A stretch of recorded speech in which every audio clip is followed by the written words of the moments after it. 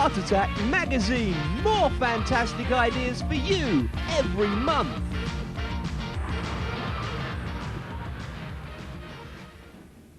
At last, your favourite Art Attacks are now out on a great new video. The most requested bits from the #1 show on Kids TV are all on Art Attacks Most Wanted.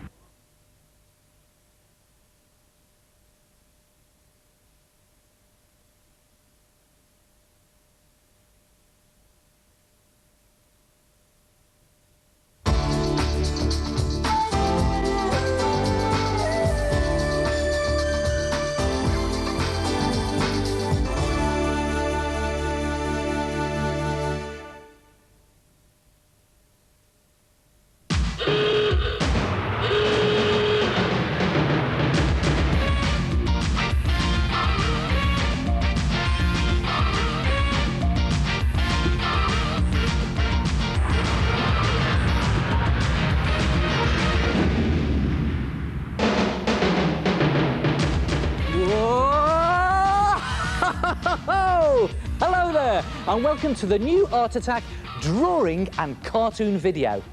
Now, have you ever used one of these to make a picture? Well, I don't exactly mean one this size, I mean an ordinary size pencil, and then thought, that's a bit boring. What can I do to make it look better?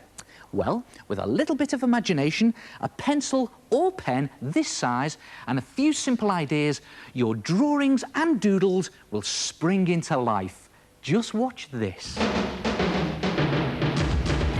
Here's a great way to bring your cartoons and drawings to life. Draw in some special effects. Cartoon special effects. Now, look at this very simple sausage man that I've drawn here. He's standing still, putting 2 lines just round by his hand, and there you've got his hand moving. It looks like he's waving. Now, the more lines you put in, the more it looks like your cartoon is actually moving. Look at that. In fact, if I even put some squiggly ones in, it looks like he's shaking like a leaf. Well, not only can you get movement into your cartoons, you can also get direction. Here's a runner. I'll put some movement marks in, just to show that he is moving. Now, what about direction? Well, he's moving in this direction, so put some whiz marks in. Even stick in some smoke there to show he's running very fast. Well, not only can you get direction and movement into your cartoons, you can also tell what they're thinking. Have a look at this fella here. Well, to me, he looks fairly angry, so I'll put in some anger marks. What about this chap? Well, he looks to me like he's had a bright idea. Ding! And what about this fella? Well, he looks to me like he's very puzzled and hasn't got a clue. It's good, isn't it? Try it yourself. Even in your comic strips, it works brilliantly. Take a look at this footballer. There he is, whizzing down the wing there. And the ball is moving very fast. Then up at the other end of the pitch, the goalkeeper is waving to a girl in the crowd. Ah, this gives me a good idea, says the footballer. Ding! So what does he do? He boots the ball right to the other end of the pitch. There's the whiz marks. Now, here's another one. Impact marks. Put some impact marks there, just where he's booted the ball. Look out behind you, shouts someone in the crowd to the goalkeeper. So he's moving his head. Which direction? Well, he's turning around very quickly. Too late. The ball whizzes up, hits him on the head, impact marks, and flies off in the other direction. Unfortunately, into the back of the goal. And there he is. He's lying down there. He's seeing stars. Put them in. And he's got black eye as well. Meanwhile, the footballer is jumping for joy. Goal, he says, putting his movement marks there. And the goalkeeper's teammates are absolutely furious. So much so, they've got steam coming out of their ears. The goalkeeper, well, yes, he's shaking like a leaf. And as for the girl in the crowd, she's now got her eye on the footballer. And if you ask me, love is in the air. And what happened to the goalkeeper? Well, his teammates made him wash their hot, sweaty socks for the rest of the week. And if you ask me, he deserves it. Good day, try it yourself, special effects for your cartoons, and bring some life into them.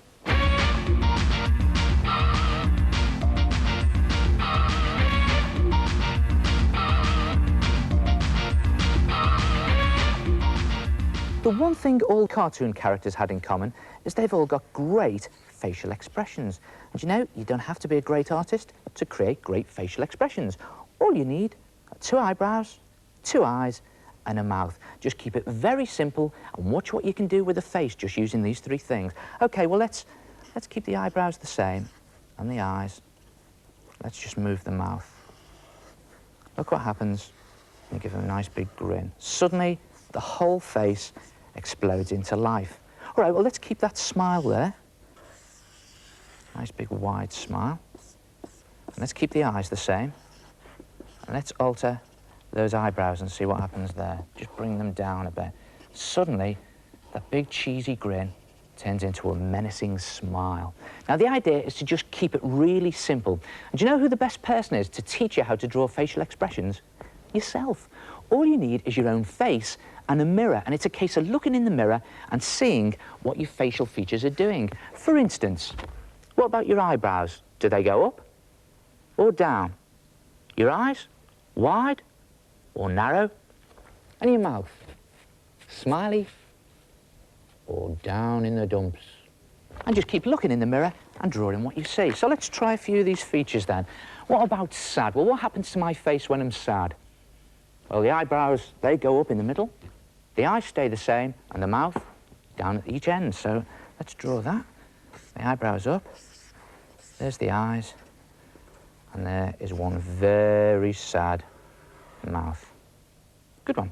Let's try another one. What about shock? Eyebrows shot up in an arc, so I'll do that. Eyes, very wide. And what about the mouth? Very wide. And there it is. Shock. And you just keep going. Look it in the mirror and draw in what you could see. Keep practicing. Practice on other people. If you see someone on a bus, draw them on the back of your bus ticket. Just keep practicing.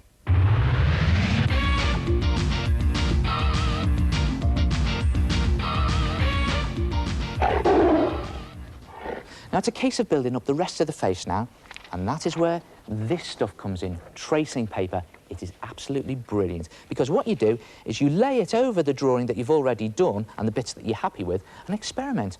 So, OK, let's start with some eyes then. What about nice big eyes to go with my mouth? Oh, no, it looks like the character's just about to eat me, doesn't it? Looks like some sort of wide-mouthed frog. OK, what about some shifty eyes for our character? Nah, a bit evil, I think. What about, let's see, I know, some cartoonist's favourite, cross eyes. Actually, you can make a good mad rabbit out of that. I don't think we'd do a rabbit there. Too many of those around. How's about really big, wide eyes? Nah, it makes my character look nervous. What about some tiny eyes? Actually, that's not bad, you know, good contrast with the big mouth. The problem with very tiny eyes, though, is that they're not very expressive. So, to compensate for that, let's see what happens when you stick in some big eyebrows. Ah, no, that's quite good. So what have we got so far? Well, we've got tiny eyes there and the nice big eyebrows up there. Right, I'm going to stick with that. Now, what about our character's head? Well, a lot of famous cartoon characters are actually animals. So let's see what our character looks like as a dog. A scruffy top up there, and big floppy ears. And dog's collar. Oh, it's quite good. Let's see what it looks like as a cat.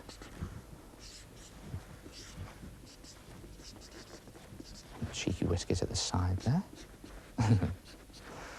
Now that suits him because the big cheesy grin. Let's try something else. What about a snake? Ah, now I like that. The problem with a snake, though, is it's not, you can't get many features in and you can't get his hands in and he can't do many things. So let's try putting in a couple of accessories, maybe a hat on the top. Oh, that's good. See what that would look like on the cat. Nice big hat on the top. It's amazing how when you start putting things in, the character comes to life. Do you know, I really like that.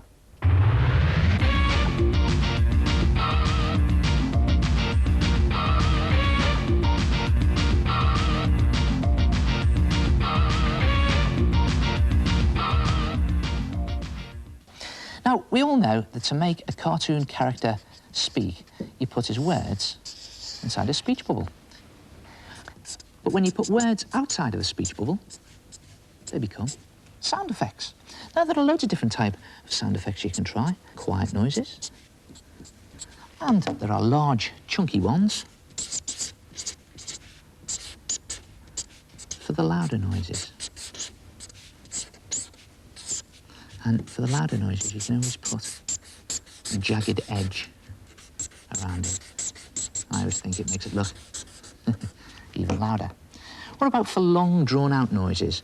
Well, make it long and drawn out. Bzzz. And for shorter noises, make your word shorter. What about noises that get louder? Well, just simply make the letters bigger and bigger. There it is. So it all depends what type of sound you're looking for, whether it's long or short, quiet or loud, and put some cartoon sound effects into your cartoons. Now, here's a cartoon comic strip that I've been drawing, and I want to put some sound effects into it. So there's our hero. He's walking home one night, and what's he doing? He's a musical note in there. He's just whistling. It's a good sound effect, man. From the castle on top of the hill, he suddenly hears a cry for help. Help! It's a very long cry, long word. He runs up to the castle, pushes open the old oak door slowly. Spooky noises like that. So it's good to do the words wobbly. When he got inside the castle, everything was very dark.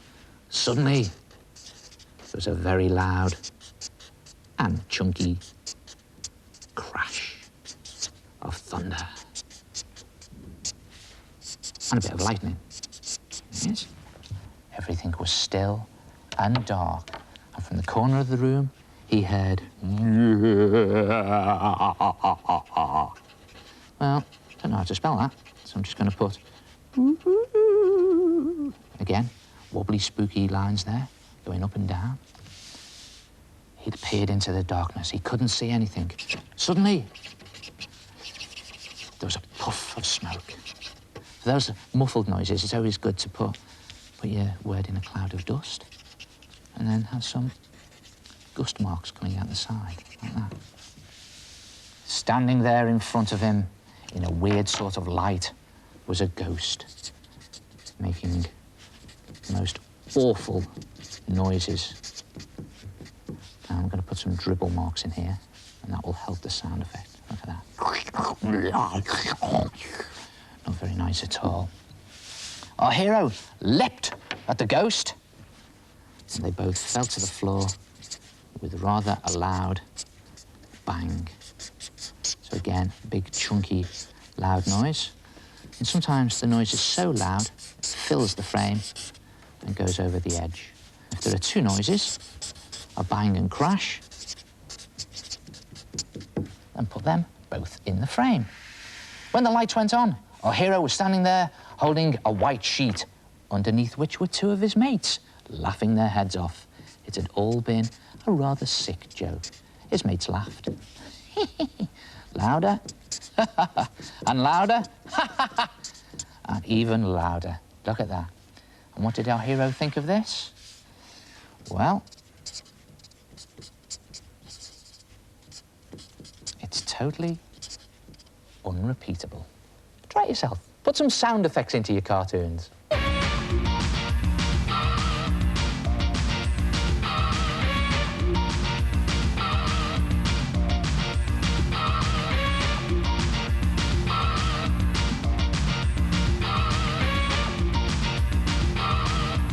Quick cartoon of an elephant, starting with his trunk. I'll put his trunk in. A few creases in the trunk, the old elephant. What else has an elephant got? Well, it's got a huge body. I'm going to put that in there. Like that. Build his legs round there. Do him scuttling along. What else has he got? Well, an elephant's got big ears. Tusk in there. Put a little smile on him. Some eyes up top. I'm going to leave it like that. Keep it simple. That's a good tip, that, you know. Next time you're drawing a cartoon or caricature of an animal, pick out one or two of their most obvious features, in other words, the thing they're most famous for, draw them first, and build your whole cartoon around those things. Let's see if it works for a whale. OK, well, whenever I think of a whale, I just think of a huge body with a big smile on it. They always have big mouths that are smiling. And a tail. Just put the tail in there like that. And then they've got a little eye, so put that in. Give it a flipper on there. And they've always got these spurty, spouty bits at the top. So I'll put that in. And there it is. Again, just keep it very simple. Cartoon of a whale. What about a parrot? Well, to me, a parrot is all beak and feathers. So there's the beak in there. Do some feathers in there like that. Give him a wing, of course. More feathers on his breast. A few little claws. Do him on a branch. And he's got some tail feathers down there. There he is, a parrot. What about a lion? Well, to me, a lion is all mouth and mane. So let's do it like that. Mouth first. Put the mouth in there. His eyes closed. Put some teeth in his mouth. There they are. And a lion, if you look at them closely, they always have these lovely heart-shaped noses. So I'll put that in. And then what about his mane? Oh, there he goes. Big shaggy mane. And put his legs in, his front legs. And his back legs behind. And there it is. A lion. So what about a dog? Well, it all depends what type of dog that you've got. Take my mate Cosmo, for example. Hello, Cosmo. Now, the first thing you notice about him is that he keeps walking across my drawing. Well, he's got loads of fur, hasn't he? So I'm going to draw that in. That's it. Loads of fur in the top there. And he's just got this little button nose. So I'll draw that in. And the rest of him is just loads of fur. Loads of fur on his face. And on his legs. Yes, loads of fur again. And on his feet, even more fur. And, of course, his tail that never stops wagging. Loads of fur. And there he is. Good tip to remember that, you know. Next time you're drawing a caricature or a cartoon of an animal, pick out one or two of its most obvious features, put them on your cartoon first, and build the rest of your cartoon around them. What do you think, Cosmo?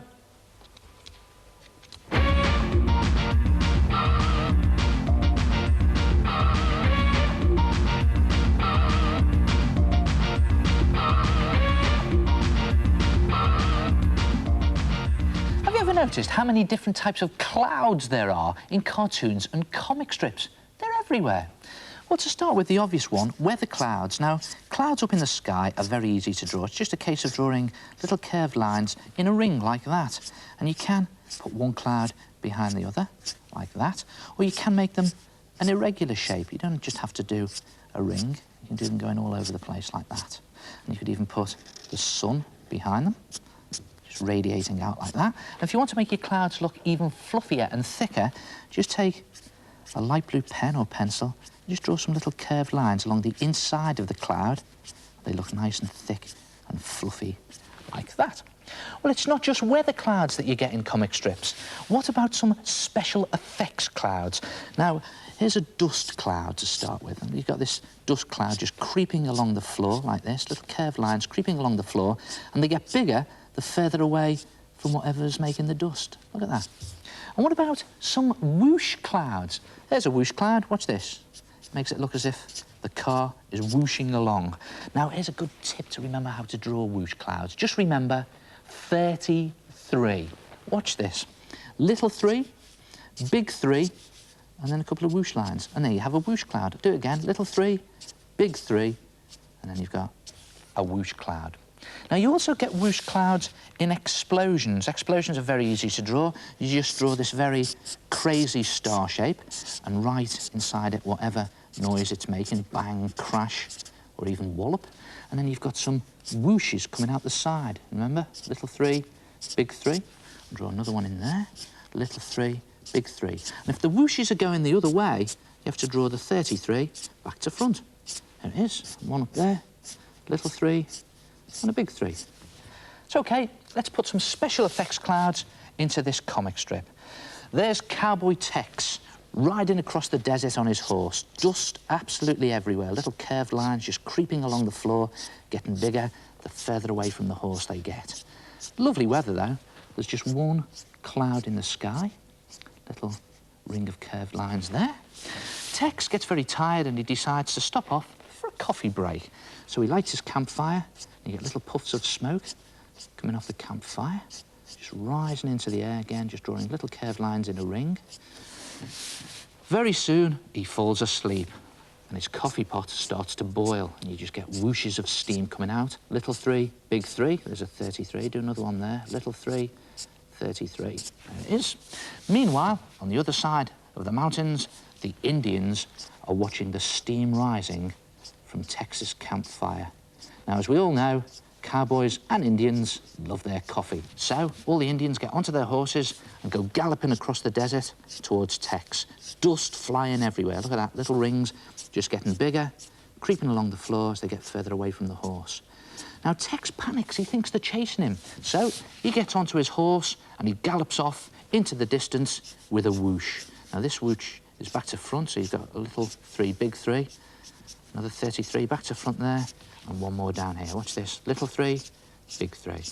And so the Indians didn't get their coffee after all, which made them very angry. In fact, so angry, they've got whooshes of steam coming out of their ears. Look at that. And there it is. Try it yourself. Put some special effects clouds into your cartoons.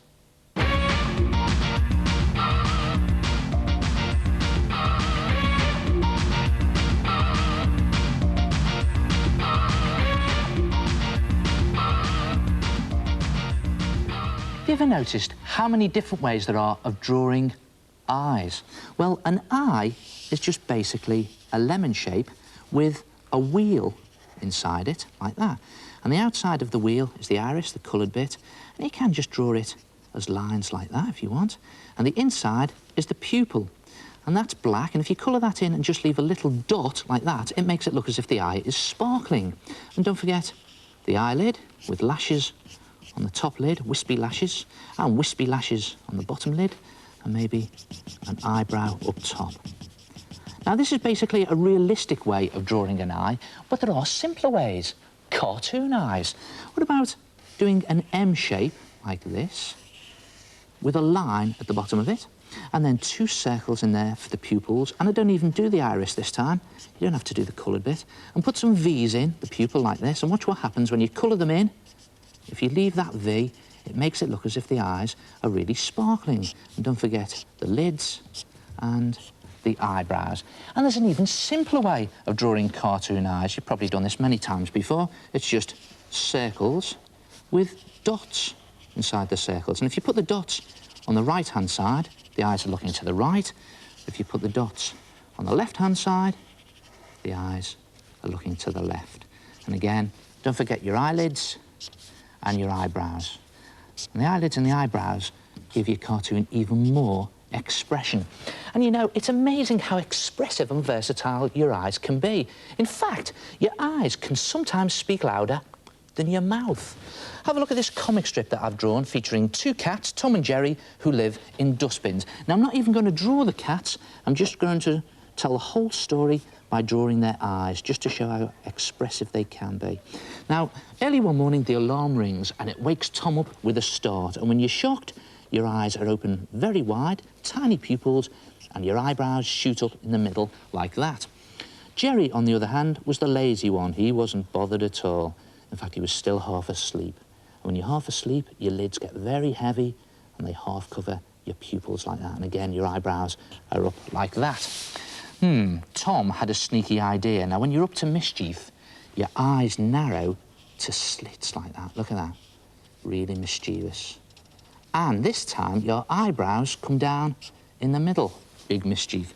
He decided to pick up a wooden mallet and bonk Jerry's dustbin with it with a big clang. Now, this sent Jerry into a complete daze. And when you're dizzy, your eyes, they sort of spin round all over the place, don't they? So this time, I'm not going to draw the pupils as dots.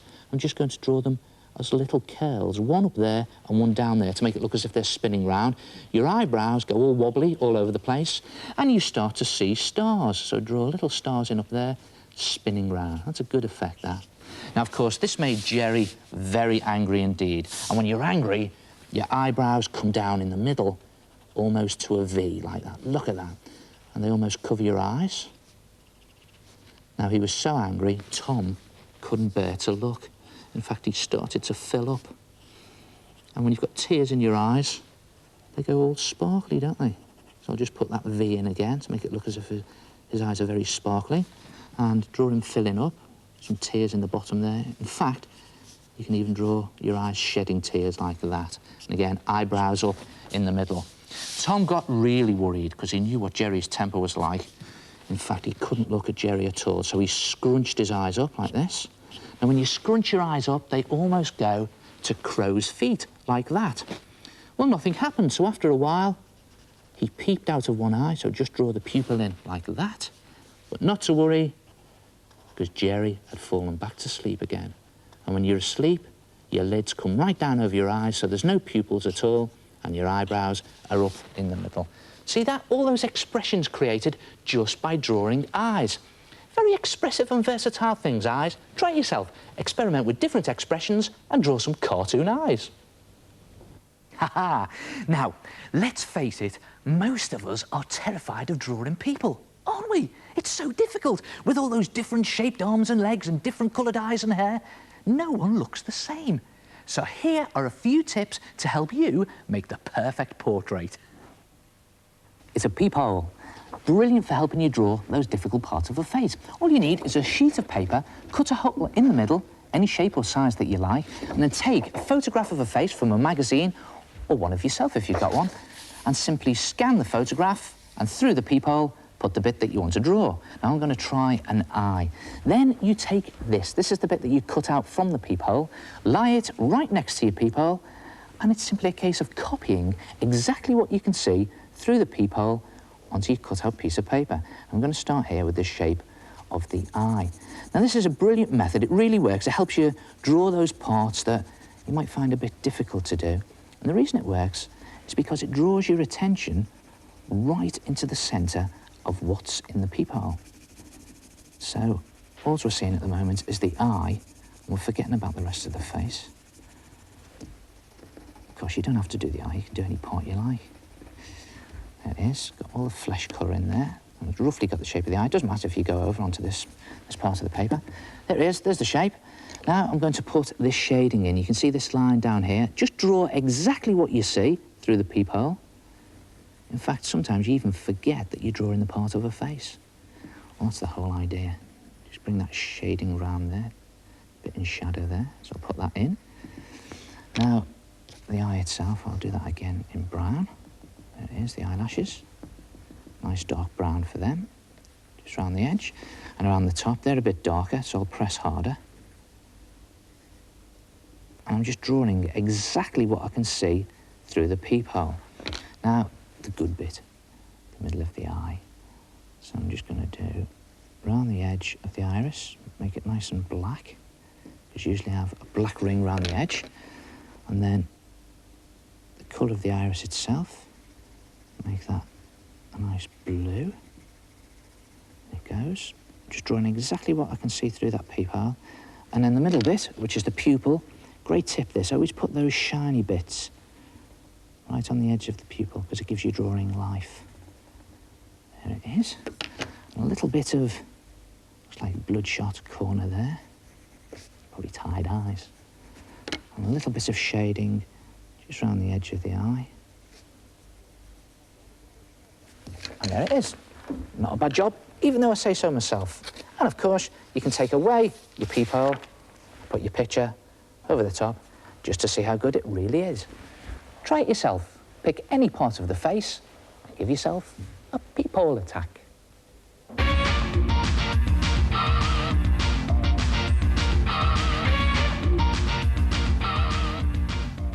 How do you draw noses? Well, you can draw them like that, Or you can draw noses like that, or you can even draw noses like that. Now that's okay for a quick doodle, but if you want to make your cartoons a bit more realistic, think of noses in terms of bridges, bubbles and balls. That's a bridge at the top of your nose, a bubble right on the tip of your nose, and the two balls are the nostrils, one on either side of your nose. Now how does that look like on paper? Okay, well let's draw the nose from the front. There's the bridge, and then you've got a bubble at the end, and then on either side the two balls are the nostrils, like that. So already that's beginning to look a bit better. And from the side you've got a bridge there, and then you've got the bubble on the end, and then you've got one of the balls or the nostril on one side, and you can't see the other one because it's on the other side of the nose. Now of course not all noses look the same. Sometimes you may have a very short bridge with a huge bubble on the end like that, and you can hardly see the two nostrils because they're just tucked away. Or you may have a very long, droopy bridge with hardly any bubble on the end, like that, and maybe two big nostrils at the side. Now, it's amazing how much character a nose can give a face. Watch what happens when I draw the same face with different noses. Let's start with a very distinguished nose, like that. Okay, remember that. And then let's do a very different nose on this one. What about a little turned up bobble at the end? There, like that. So it's already looking a bit different. And then on this one, let's put a sort of very wobbly, broken conch, something like that. And then again, something very different, a long bridge, little bubble at the end, and huge nostrils like that. And you know, it's amazing how much a nose can give a cartoon character its identity. Let's have a bit of fun with this. Look at this. Okay, Buster, said Mr. Big with the big bobbly nose. Where did you put the jewels? Duh, no problems, boss, said Buster, the crook with the very crooked nose. I've hidden them where no one will ever get a whiff of them, boss. Just put his hair in like that. Nice broken nose there. Ah, no one will ever get a whiff of them, eh? That's where you're wrong, said Inspector Boffin with a turned-up, pointy nose. I know exactly where you've hidden the jewels. You've stuffed them up your nose. Yikes. Ew, how clever of you, said Lady Snooty with a little delicate button nose. However did you know? Elementary, Mom, said P.C. Hooter with a very distinguished nose. He knows because he has a nose for sniffing out crime. Do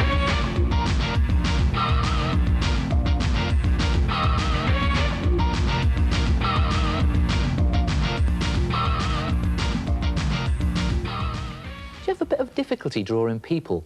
What you need is one of these. It's called a mannequin, and look at this, it's got all these wooden parts of the body that you can move into any position to help you practice drawing people. Now, you can get these from art shops. The problem is they can be a bit expensive, so why not make your own?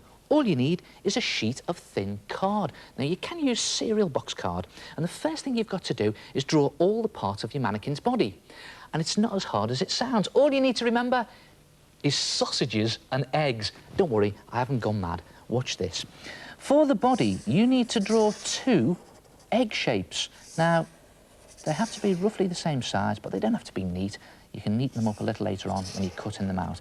Then draw a smaller egg shape next to them, and that will be the head. And then you need a neck on there, roughly the same length as your head and the same width. And now the sausages. These will be for the arms and legs. And just draw 8 sausages. And don't forget, sausages are thinner than eggs, but if you can, make them roughly the same size as your eggs. And again, I'm just doing it quickly here to show you. You can neaten it up when you cut them out. When you've done them, do 4 half-size sausages for the hands and feet. And there they are. And then cut all the parts of your mannequin's body out, position them roughly into the position of your mannequin. Can be a little bit fiddly to do, so just bear with me there. And there you have all your mannequin bits. That's simply just a case of overlapping all the pieces and create your mannequin's body. Tuck the head in there, got the 2 bits for the body, and there's the arms, the hands on the end, and the legs there. Slip them, overlap them, and there, finally, are the feet. And then you've got to join all these bits together using some of these. These are split pins. I'm sure you've seen them. You can get them from stationery shops. They're very cheap, or you might have some spare ones lying around in school. And the way to do this is to take one of the parts of the body that you want to put a pin in and just pierce with a sharp pencil a little hole as near to the edge as you can get, and put some sticky tack underneath to save the furniture. And again, into the other bit you're going to stick it to, and then slip your split pin in through the hole on one, and then through the hole on the other. Bit fiddly, but then you open out the split pin at the back like that. Watch your fingers here. There we are. And you have a join that moves. And when you've put the whole lot together, you'll have something that looks like that. Look at that, your cardboard mannequin. And then it's just a case of putting him into any position you like, and you can copy him and practice drawing body shapes. Now that's a mannequin from the front view, but what about a mannequin from the side view? Well, you can do that as well. In fact, the pieces are all identical, except that this time, instead of putting the arms on the side of the body, you put one on the front and one on the back, and then you pop your pin through the three of them, and then your leg on the front and a leg on the back, and again you pop your pin through the two legs and the body, and there you have a front and side view. And when that's done, it looks something like this. Look at that. And the great thing about these mannequins that you can't do with the wooden one is you can draw around them. Now if you take a pencil and just draw very roughly, it doesn't have to be neat again, around the body of your mannequin, holding all the parts into the position. There it is, just go all the way around. I'll do it quickly here to show you. And there it is, rough body shape in pencil, and then you can put the detail in a little later on in ink, and that's exactly what I've done here with these two pictures. Look at that, there's a skier. I did that in pencil first, and there is a dancer, again, done in pencil and then inked over later. And of course, you rub out the pencil lines. Now, they really are worth doing, you know, because they do help you practice drawing body shapes.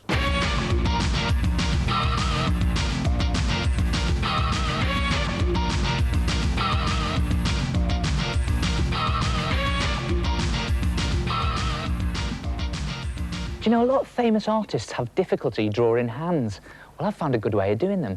Simply divide them up into sections. Now, what have we got here? Well, the palm of my hand I've drawn like a plate, and hanging off each side of the plate there is 3 sausages for each finger. And for the thumb, I've got 2 sausages there. There it is. Now, it's just simply a case of watching what each of those sausages does. And look at this. Put my hand into that position. What have we got there? Well, we've got the plate down there, and we've got 1, 2, 3 sausages there. And we've got 1, 2, 3 there.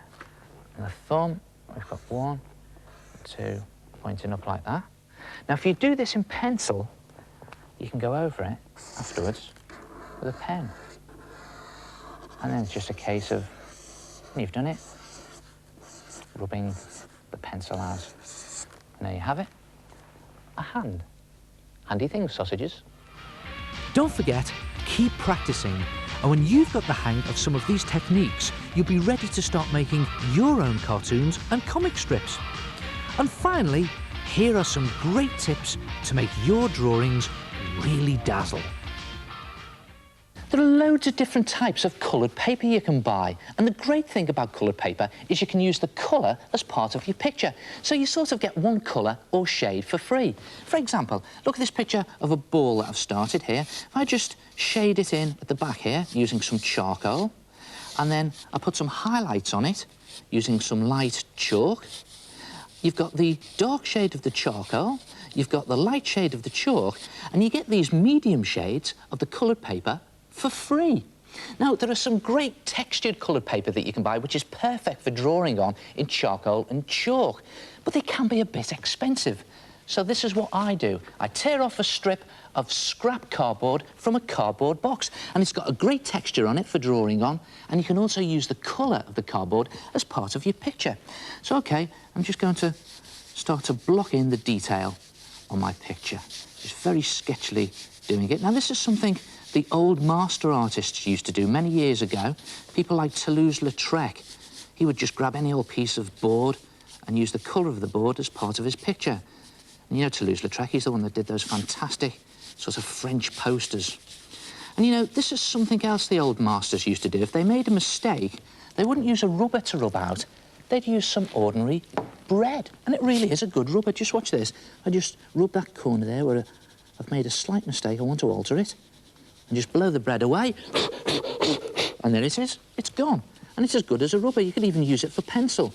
And just continue blocking in the shapes of my picture, like this. And again, I'm just doing it very light with the charcoal. And it's very wispy. I love this effect, you know. I love drawing in charcoal. It's sort of, it almost does your picture for you, doesn't it? It makes it look very arty. I never thought I'd hear myself saying that. I don't like things that are too arty. But watch this. If I put some more detail in onto my picture now, using my charcoal. Just a bit of hair around there. And maybe a sleeve there. And again, you don't have to be too neat with charcoal. I think if you start to be too neat with charcoal, it really does spoil the picture. And yeah, I bet you've guessed what this is by now. There it is. That sort of gives it away, doesn't it? I don't know who it is there. I suppose with the long hair it could be Agassi. Although he probably changes his hairstyle by the day. So there you go. A little bits of detail in and the socks down there. And again, just gently stroking the charcoal across my picture. Now I'm going to put some shade in. I'm using the charcoal on its edge here. And what I'm doing is I'm just looking for those areas that the light can't get to. So if the light is shining from this direction on my picture, all these edges will be in shadow or shade. That's it, down there like that. And again, not being too particular about it, just letting the charcoal sort of dances across your picture, and it does the picture for you. Look at that. And now just add some highlights in with a little bit of chalk, maybe across there, these highlights where the sun or the light can get to. There, across there like that, maybe a bit on his racket, because that'd be glistening in the sun, wouldn't it? A bit up there. And just around his bottom there, like that, and down there, and on his socks. And, you know, this is something you wouldn't be able to do on white paper. That's the beauty of coloured paper or card. You can add highlights in using white chalk. And I'm not going to do too much. There it is. Just finish it off, maybe put some shadow down the bottom. So you've got the darker shade of the charcoal on your picture, you've got the lighter shade of the chalk, and you've got the medium shade of the cardboard for free. Try it yourself, a 3-shade cardboard picture.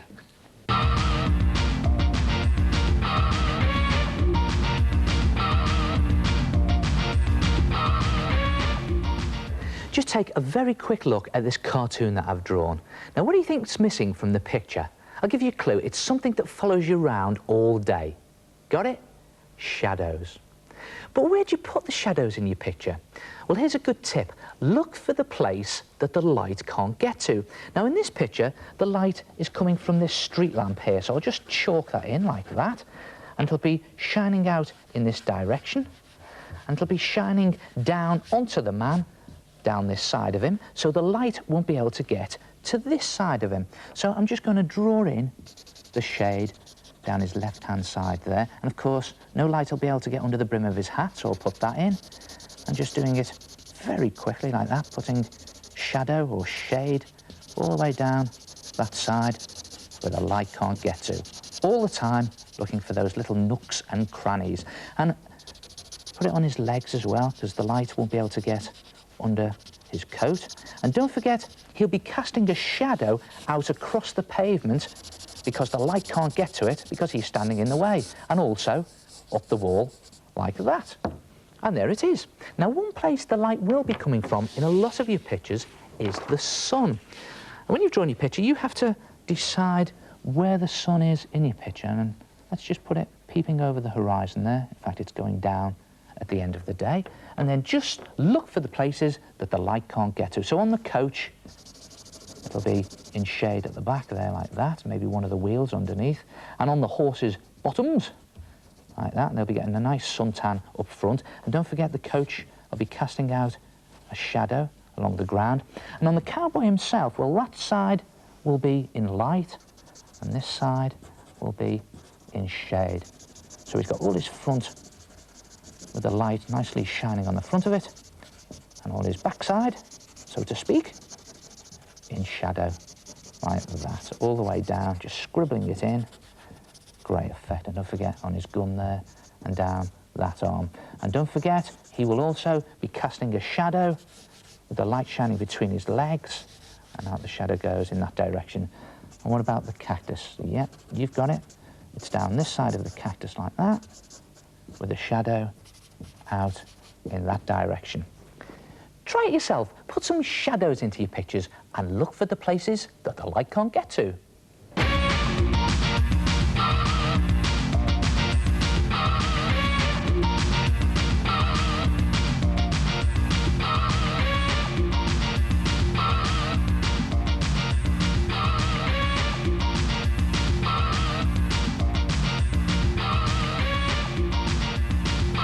What a great art attack using white paint and chalk on black paper. And you know, I must admit, I really love winter pictures and snowy scenes, and you can draw snow the other way round with black charcoal on white paper. Try this. Now, if you're going to draw a snowy scene on white paper, it's just a case of doing all the shapes and making them very fat and very fluffy, because the snow is covering absolutely everything. It's covering all the detail.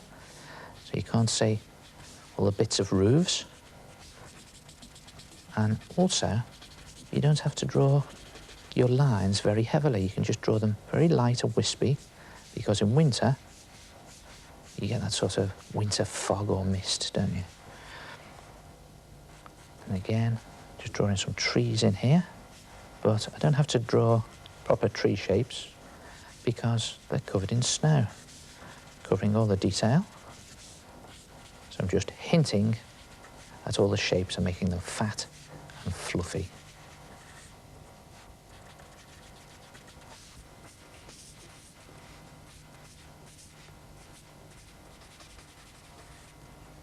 And again, just drawing very light, wispy lines gives the impression that everything is just covered in snow.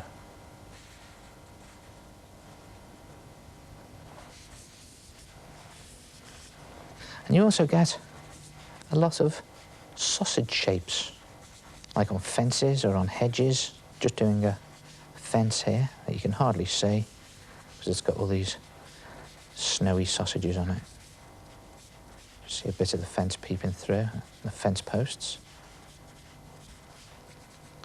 And of course, when it's snowing, you always get footprints in the snow, just leaving little marks. And over here, more sausages. And again, you don't see much detail because it's all hidden by the snow. And of course, in the winter, you get lots of icicles on things, so a couple of icicles there. Yeah, you've guessed it. There he is.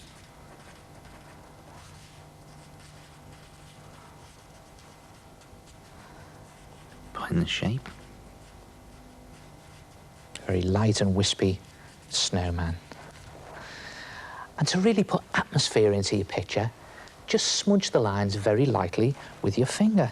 I'll start here. And just looking for all of these lines and just gently smudging them.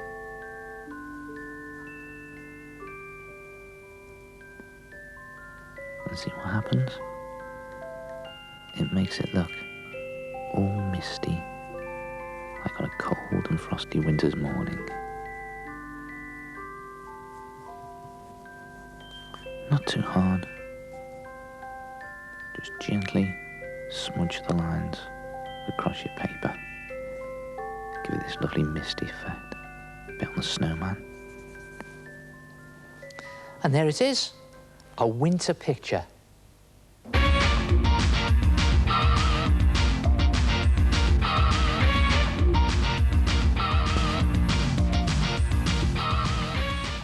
Here's how to have a bit of fun with an ordinary school fountain pen. Here's a quick doodle I've done of a man with an umbrella. And watch out, it's started to rain. Look at this, absolutely lashing down. And the rain is starting to form puddles by the man on the ground. Now, watch this. Just take a paintbrush and a little dab of water on it and just dab the water on the rain and into the puddles. And look at that, they really do start to look very wet indeed. OK, let's try this.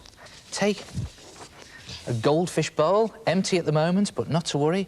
Let's just put some water in there, like that, and then let's put a goldfish in there like this. Weird goldfish, but that's OK, because this is Art Attack. A couple of scales there, put his eyes on the top, like that.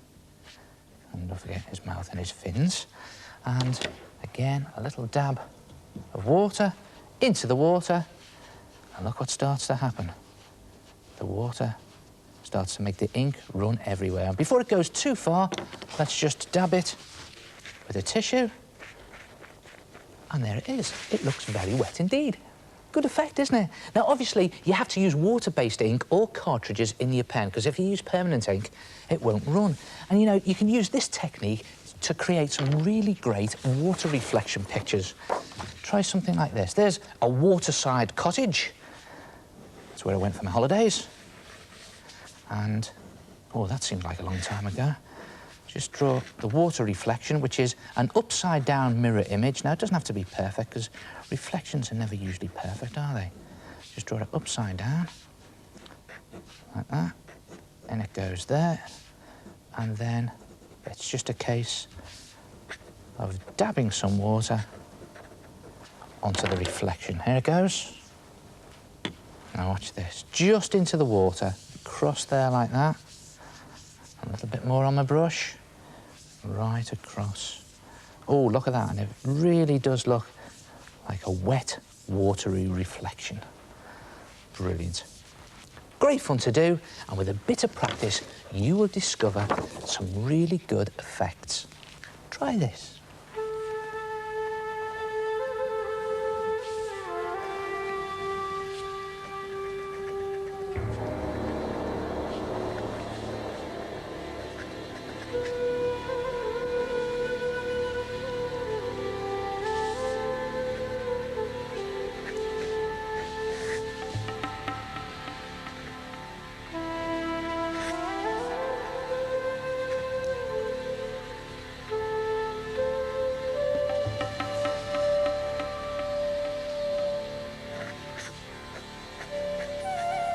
And now, the clever bit.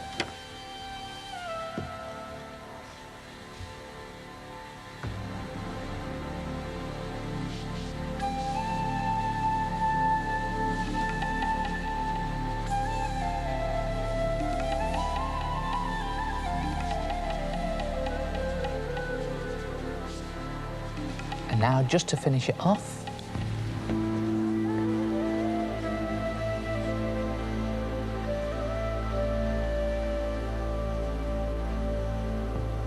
try it yourself. Have some fun with a fountain pen. Well, that's it. I do hope you've enjoyed this video. And don't forget to look out for others in this series.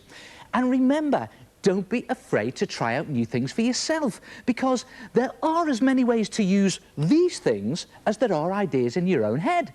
See you again. Ta-ra!